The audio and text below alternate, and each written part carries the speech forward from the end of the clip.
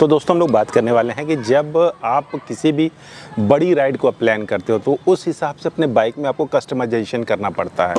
अब क्या कस्टमाइजेशन करवाना है वो डिपेंड करता है कि आपकी राइड कैसी है। आपकी टारमैक वाली राइड है, मतलब अच्छी हाईवे वाली राइड है, या फिर ट्रेल वाली राइड है, मतलब कि खराब ऑफ रोड वाली राइड है। तो दोनों के हिसाब से जो आपके बाइक में मॉडिफिकेशन होगा, बाइक में आपके जो कस्टमाइजेशन होगा वो बिल्कुल डिफरेंट होगा। टारमैक के लिए आप कस्टमाइजेशन डिफरेंट करवाएंगे और रोड के लिए जो आप कस्टमाइजेशन करवाएंगे बाइक में वो डिफरेंट होगा। तो अभी इस वीडियो में हम लोग बात कर रहे हैं कि हाईवे ओरिएंटेड अगर आप लॉन्ग राइड कर रहे हो, टूरिंग करने जा रहे हो आप, तो आप अपनी बाइक में कौन सा कस्टमाइजेशन, कौन सा मॉडिफिकेशन करवाएंगे। हम लोग टारगेट कर रहे हैं बाइक की सेफ्टी को लेकर कस्टमाइजेशन करवाने के लिए, आपकी सेफ्टी को लेकर और आपके कंफर्ट को लेकर।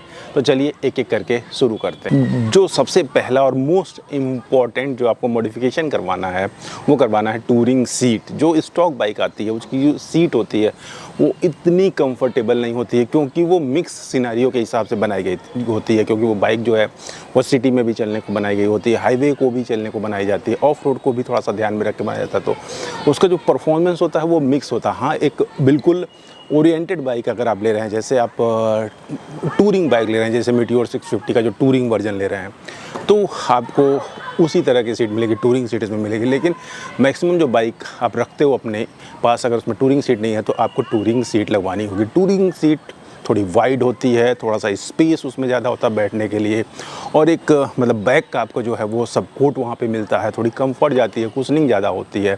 और कुशनिंग और थोड़ा सा हार्डनिंग के बीच का जो उसमें बैलेंस होता है वो बहुत अच्छा होता है, क्योंकि ऐसा ना हो कि बहुत लंबी टाइम तक बैठने के बाद पूरा का पूरा जो सीट है वो नीचे बैठ जाए और फिर आपको डिस्कम्फर्ट आधे घंटे बाद पैदा करने लगे। तो वो एक कम्बिनेशन होता है टूरिंग सीट का। तो ये जो सबसे प्रायोरिटी होती है अगर आप हाईवे की राइड जो है वो प्लान कर रहे हो, लंबी राइड प्लान कर रहे हो, तो सबसे पहले अपनी बाइक में आप टूरिंग सीट लगवाइए, जिससे आपका कंफर्ट बढ़ जाएगा। आप बहुत अच्छे पोजीशन में घंटों तक राइड कर सकते हैं। अब बात करते हैं दूसरे कस्टमाइजेशन की बात है। दूसरा जो है पेडल रेस्ट। पेडल रेस्ट क्या है, जब आप बाइक राइड करते हो तो आप एक ही पोस्चर में काफ़ी टाइम तक आप बाइक को राइड करते हो। मतलब आपकी जो पैर है ऐसे और ऐसे ये एंगल में बना होता है। आप ब्रेक, क्लच और ये सब आप लगातार यूज करते हो तो एक एंगल जो 90 डिग्री का है वो आपके नी का बना रहता है। तो वो काफ़ी टाइम तक राइड करने के बाद आपको परेशान करता है। लोग क्या करते हैं कि जब थक जाते हैं, थोड़ा सा गाड़ी पे साइडलिंग कर लेते हैं, खड़े हो जाते हैं, तो ये जो एंगल जो होता है वो थोड़ा सीधा हो जाता है, तो थोड़ा रेस्ट मिलता है, थोड़ी देर पैर को सीधा कर लेते हैं। लेकिन अगर इस प्रोसेस में आपको पैर सीधा करके कहीं टिकाने का आपको सपोर्ट मिल जाए तो वो काफ़ी कंफर्टेबल होता है। जब आपको लगे कि भाई हाईवे खाली है, आपको बार बार ब्रेक लेने की ज़रूरत नहीं है, बार बार क्लच बदलने की ज़रूरत नहीं है, मतलब क्लच लेने की ज़रूरत नहीं है, गियर बदलने की ज़रूरत नहीं है, तो ऐसे में आप अपने पैर को रेस्ट पोजीशन में आप कर सकते हैं। मतलब सीधा करके आप सपोर्ट पे उसको ले सकते हैं। उसमें आपका जो है वो रेस्ट पैडल काफ़ी काम आता है। रेस्ट पैडल पे आप सपोर्ट लेते हैं। जैसे कई बार हम लोग तो डोमिनार में ये करते हैं कि डोमिनार में जो जाना वाला टाइप 2 वाला जो वो है, क्रैश गार्ड लगा है, उसमें थोड़े से बार निकले हुए हैं, तो उस बार पे सपोर्ट लगा के जब जहाँ लगता है कि भाई ब्रेक बार बार लेने की ज़रूरत नहीं है, गियर चेंज करने की ज़रूरत नहीं है, उस पर सपोर्ट लगा के मैं थोड़ा सा रेस्ट कर लेता हूँ। लेकिन ये है कि प्रॉपर आपको पैडल रेस्ट आपको मिल जाता है तो वो ज़्यादा कंफर्टेबल होगा आपके लिए राइड को स्मूथ बनाने के लिए। अब थर्ड मॉडिफिकेशन की बात करते हैं, वो है विंड स्क्रीन। जो आप जब राइड करते हो तो जो सबसे ज़्यादा थकावट होती है ना, लगातार आपकी जो विंड की ब्लो आती रहती है, वो विंड की ब्लो जो है आपकी बॉडी में बहुत ज़्यादा जो है वो एग्जॉशन पैदा करती है, थकावट पैदा करती है।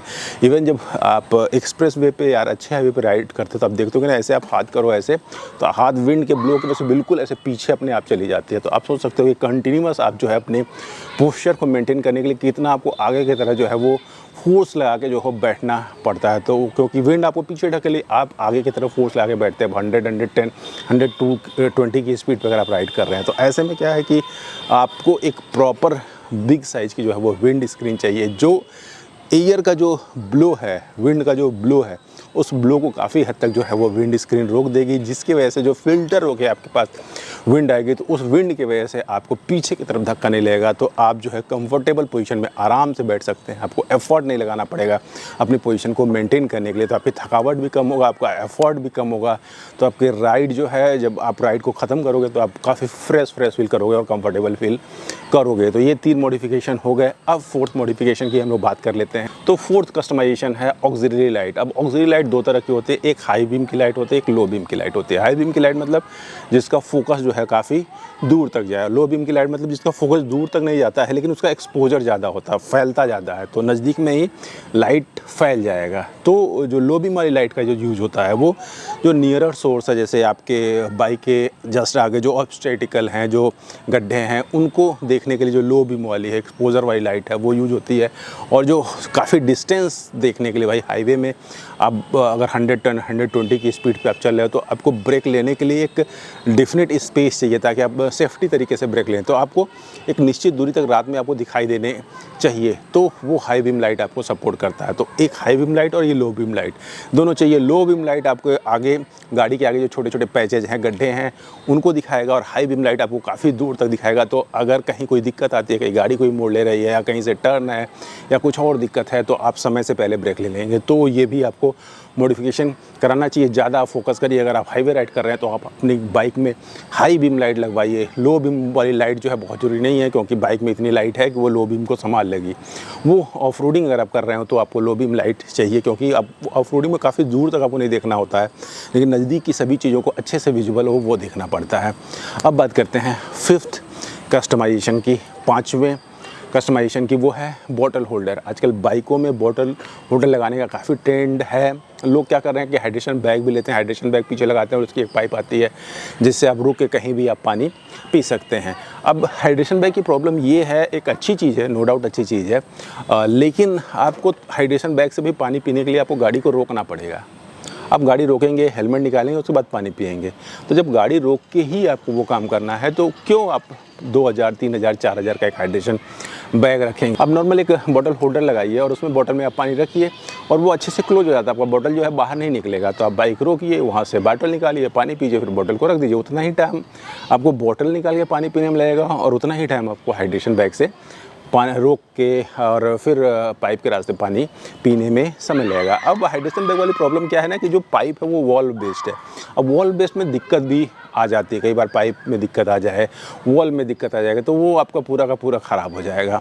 दूसरी क्या है कि जब आप माउंटेन पे अगर राइड कर रहे हो, थोड़ी सी हाइट पे आप राइड करते हो तो आपको डिस्निया होती है, सांस फूलती है। तो ऐसे में बाइक रोक के और खींच के पानी पीना जो है वो आपको दिक्कत करेगा। मतलब आप ऑलरेडी आपकी सांस फूल रही है और उसमें आप खींच के पानी पी रहे हो तो वो दिक्कत करेगा। हाँ, आप माउंटेन में नहीं हो, नीचे हो, ठीक ठाक प्लेन एरिया में हो, तो आप हाइड्रेशन बैग से भी पानी पी सकते हैं। तो या तो आपके पास हाइड्रेशन बैग हो, नहीं तो आप सस्ते में, और ये बढ़िया इलाज है, आप वाटर बॉटल जो है होल्डर लगाइए और वाटर बॉटल जो नॉर्मल वाला वाटर बॉटल होता है उसको रख के आप उसे काम चला सकते हैं। अब उसके बाद बात करते हैं मोबाइल होल्डर का। नो डाउट मोबाइल होल्डर कितनी काम की चीज़ है, क्योंकि आपको बार बार जो है रास्ता समझने के लिए आपको बार बार रुकना पड़ेगा, फिर किसी से पूछना पड़ेगा, फिर बताने वाला बंदा कैसा आपको रास्ता बताता है। पहले के टाइम में ऐसा ही होता था, जब इतनी इलेक्ट्रॉनिकली हम लोग बहुत डेवलप नहीं थे, नेट इतना वो अफोर्डेबल नहीं था, मैप को उतना यूज़ नहीं अच्छे से कर पाते थे, और पूरा का पूरा जितना भी लोकेलिटी है वो मैप में अच्छे से नहीं थी, तो वो चीज़ें नहीं हो पाती। लेकिन अब तो सब कुछ अवेलेबल है, तो ऐसे में आपको एक मोबाइल होल्डर चाहिए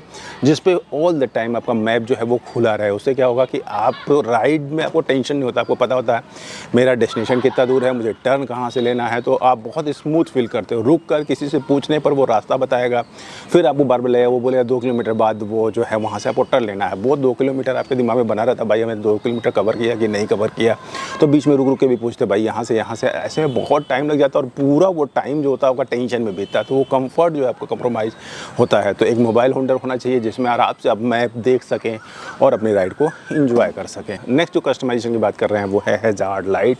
काफ़ी काम की चीज़ है। जब आप नाइट में राइड करते हो तो ऐसे में आपकी जो विजिबिलिटी होती है दूर से बाइक की बहुत अच्छी नहीं आ पाती है। जो गाड़ियाँ आती हैं उसमें बहुत आप विजिबल नहीं होते हैं। इवन जो बाइक का थोड़ा बहुत तो विजिबल होता है, आपकी हेडलाइट या जो टेल लाइट है उससे थोड़ा सा विजिबल तो होता है, लेकिन उसकी पेरीफेरी जो मार्जिन है बाइक की वो बहुत अच्छे से नहीं दिखती है। और अगर फॉगी जो इन्वायरमेंट है तब तो बहुत ज़्यादा प्रॉब्लम होती है। तो ऐसे में जो है आपको चाहिए हैजार्ड लाइट। एक अच्छी क्वालिटी का हैजार्ड लाइट जो है आपकी बाइक की विजिबिलिटी बढ़ा देती है। मतलब जो और कार वाले हैं, ट्रक वाले हैं, बाइक वाले हैं, उन्हें बहुत अच्छे से आप विजिबल होते हैं। इवन काफ़ी दूर से ही आप दिख जाते हैं और आपकी बाइक की मार्जिन भी काफ़ी अच्छे से दिख जाती है। तो एक वो जो है सेफ़ डिस्टेंस बना रहता है। तो अदर पर्सन, क्योंकि जो मैक्सिमम एक्सीडेंट होते हैं भाई आपकी गलती से नहीं होते, दूसरों की गलती से होते हैं, क्योंकि आप तो भाई लंबी राइड कर रहे हो तो आप बहुत आराम से चलते हो, सब चीज़ आप ध्यान में रख के चलते हो, लेकिन भाई दूसरा बंदा किस मूड में है, कैसे चला रहा है, आपको पता नहीं है। तो हैजार्ड लाइट जो होता है वो काफ़ी हेल्प करता है ताकि दूसरा आसानी से आपको देख सके और आप थोड़ा सा सेफ रह सकें। और फोगी कंडीशन में तो भाई ये समझ लो कि सबसे ज़रूरी चीज़ है हैजार्ड लाइट। ये आपकी राइड को कितना सेफली कवर करेगा, कराने में हेल्प करेगा, आपको आइडिया भी नहीं है। अब नेक्स्ट मॉडिफिकेशन की बात कर रहे हैं, वो है मिडल स्टैंड। मिडल स्टैंड बहुत काम की चीज़ होती है। मैक्सिमम बाइकों में आजकल जो है वो केवल साइड स्टैंड दे रहे हैं, मिडल स्टैंड जो है वो देना बिल्कुल भूल गए हैं। तो ऐसे में क्या है कि आप जब लंबी राइड करते हो तो कई जगह ऐसा होता है ना कि आपको रेस्ट करने की कोई जगह नहीं मिलती है, नीचे बैठने का जो वो होता है माहौल भी बहुत अच्छा नहीं होता था। ऐसे में आप बाइक रोक के बाइक पे ही बैठते हो, थोड़ा बहुत कमर भी सीधा कर लेते हो। तो ऐसे में आपकी बाइक की जो मिडल स्टैंड है वो काफ़ी ज़रूरी है। इवन जो मेंटेनेंस का कभी कभी बाइक में काम करना पड़ता है, तो ऐसे में बाइक को मिडल स्टैंड में रखना पड़ता है। जैसे मान लीजिए कि आपको लुब्रिकेट करना है, चेन को लुब्रिकेट करना है, तो अब साइड स्टैंड में लुब्रिकेट करना अगर आप अकेले हैं तो बहुत दिक्कत होती है। आप एक साइड से बाइक को आप उठाएंगे तो उस टायर को लुब्रिकेट करने वाला बंदा तो कोई दूसरा चाहिए, तो 2 बंदे लगेंगे। लेकिन अगर मिडिल स्टैंड पे आपने बाइक खड़ी कर दी तो आप अकेले ही पूरा का पूरा काम, पंक्चर रिपेयर का काम कर सकते हो, आप लुब्रिकेट कर सकते हो, चेन को क्लीन कर सकते हो, आज जो भी बाइक में छोटी मोटी इशू है वो भी कर सकते हो। और दूसरा क्या है कि साइड स्टैंड में जब लगेज आपका ज़्यादा रहता है ना, तो बाइक जो है वो एक तरफ लटकने का डर रहता है, साइड स्टैंड ख़राब होने का डर रहता है और आप उस बाइक पे ज़्यादा टेक नहीं लगा सकते हैं, बैठ नहीं सकते। तो अगर मिडिल स्टैंड पे आपकी बाइक है, अच्छी क्वालिटी का मिडिल स्टैंड है, तो आप बाइक पे बैठ सकते हैं। लगेज जो है बाइक के साइड स्टैंड को परेशान नहीं करेगा।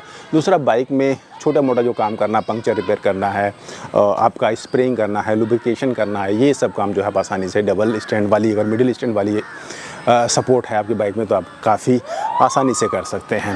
नेक्स्ट मॉडिफिकेशन की बात करेंगे, आई थिंक एर्थ मॉडिफिकेशन होगा, वो है नकल गार्ड। नकल गार्ड काफ़ी काम की चीज़ है। कैसे काम की चीज़ है? नकल गार्ड जो है हाईवे की कंडीशन में जो जैसे आपका विंड स्क्रीन जो है आपके बॉडी को विंड के ब्लो से बचाता है, उसकी थकावट से बचाता है, वैसे नकल गार्ड जो है आपके हाथ को जो है वो विंड से बचाता है, थकावट से बचाता है। और सबसे खास बात कि जब कहीं आप थोड़ी सी भीड़ वाले एरिया में जब आप निकलते हो तो जो साइड की गाड़ियां हैं वो थोड़ी बहुत आपको हिट करती हैं, तो वो हिट जो होता है वो उससे आपको कोई फ़र्क नहीं पड़ता है। उस पर जो है वो प्लास्टिक का होता है, थोड़ा सा फ्लेक्सिबल होता है, तो हल्का सा हिट करने के बाद भी नकल गार्ड को भी कोई नुकसान नहीं हो और सबसे खास बात आपके हाथ को कोई नुकसान नहीं हो, तो वो सेफ्टी के पर्पज़ से काफ़ी अच्छा है। थकावट भी कम लगता है। और अगर विंटर का सीज़न है तो जो ठंडी हवा है वो डायरेक्ट हाथ पे नहीं पड़ती है, तो जो ग्लव्स के अंदर हाथों की ठंडी होती है वो कंपैरेटिवली जो जिसके पास नकल गार्ड नहीं है उससे आपको कम ठंडी लगेगी, मतलब कि ठंडी हवाएं आपके हाथ पे कम पड़ेंगी, तो वो आराम आपके लिए ज़्यादा रहेगा। लास्ट